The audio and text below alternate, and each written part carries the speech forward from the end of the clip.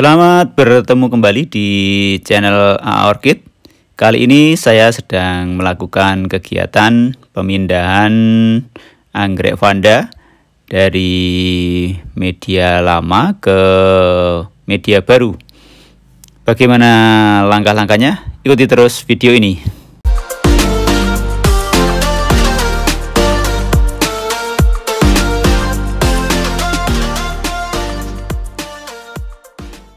Anggrek vanda ini saya tanam dari keluar botol. Kira-kira usianya sudah 3 tahun.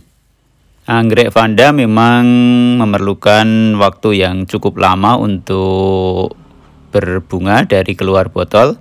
Kira-kira perlu waktu sekitar 4 tahun sampai 5 tahun baru berbunga. Pada awalnya waktu keluar botol, anggrek vanda ini memang saya tanam pada pot. Kemudian setelah usia sekitar 8 bulan saya pindahkan ke dalam kayu.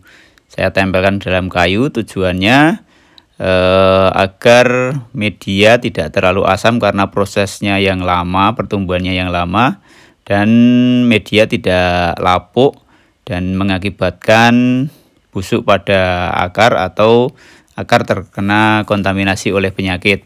Sehingga dengan penempelan pada batang kayu ini diharapkan akar-akar vanda lebih sehat dan aman dari serangan penyakit. Selanjutnya, setelah akar-akar anggrek vanda ini semakin banyak dan semakin gondrong, kita mulai lepaskan masing-masing tanaman ini dari kayu yang kita pakai untuk menempelkannya. Selanjutnya kita akan memindahkan ke dalam pot keranjang yang biasa dipakai untuk anggrek vanda. Oh iya, untuk batang kayu yang saya pakai ini satu batang kayu panjang. Saya tempati beberapa bibit anggrek vanda. Ini tujuannya hanya untuk menghemat saja. Nah, ini anggrek vanda yang sudah bisa kita lepaskan dari batang kayunya. Ini kita pakai cutter. Jadi kita kita lepas pelan-pelan kulit kayu yang masih ada di situ. Kemudian akarnya diusahakan jangan sampai putus, tapi kalau sulit untuk melepaskannya dan terpaksa harus putus ya tidak apa-apa, nanti akan tumbuh akar-akar baru pada anggrek vanda yang kita lepaskan tadi. Nah, selanjutnya mudah saja, kita langsung memasukkan anggrek vanda itu ke dalam pot keranjang yang biasa dipakai untuk vanda.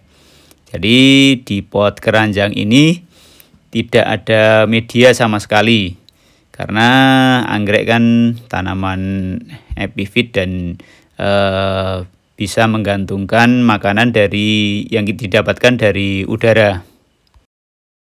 Kita usahakan untuk anggrek vandanya ini berdiri tegak dan rapi. Jadi kita mungkin harus mengatur posisi akar-akar ini di dalam lubang-lubang yang ada pada pot keranjang. Nah, kalau anggrek vanda ini kita tanam tanpa media, lantas dari mana dia mendapatkan makanan? Nah, kuncinya adalah pada udara atau lingkungan di sekitar kita. Jadi anggrek vanda akan mendapatkan suplai makanan dari lingkungan sekitarnya. Jadi yang bisa kita lakukan adalah kita melakukan penyemprotan atau pemupukan dengan menyemprotkan pada bagian akar batang maupun daun si anggrek vanda. Nah, selain itu karena ini tanpa media, maka kita harus lebih rajin di dalam melakukan penyiraman anggrek vanda yang kita tanam ini. Terlebih lagi jika di musim kemarau. Nah, ini kita harus sering melakukan penyiraman.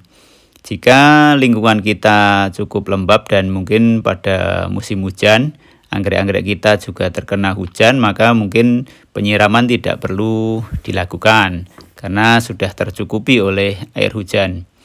Nah, di musim kemarau, selain dengan penyiraman secara rutin, bisa jadi pagi dan sore hari, kita juga bisa melakukan pemberian infus pada anggrek vanda ini. Jadi yang sering dilakukan oleh para penghobi anggrek, jadi akar-akar dari anggrek vanda ini kita kasih semacam plastik atau tempat air lah.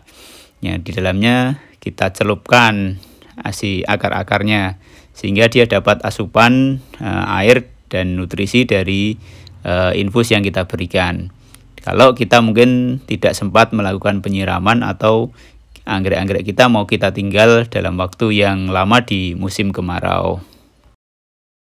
Nah, ini kita sudah dapat satu tanaman yang kita pindah ke dalam pot keranjang dan kita tinggal menempatkan di tempat yang kita inginkan.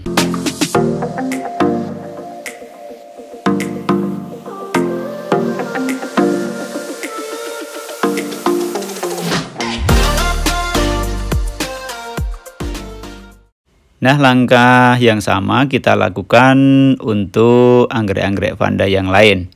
Yaitu langkahnya kita lepaskan anggrek-anggrek itu dari kayu, kemudian satu persatu kita pindahkan ke dalam pot keranjang.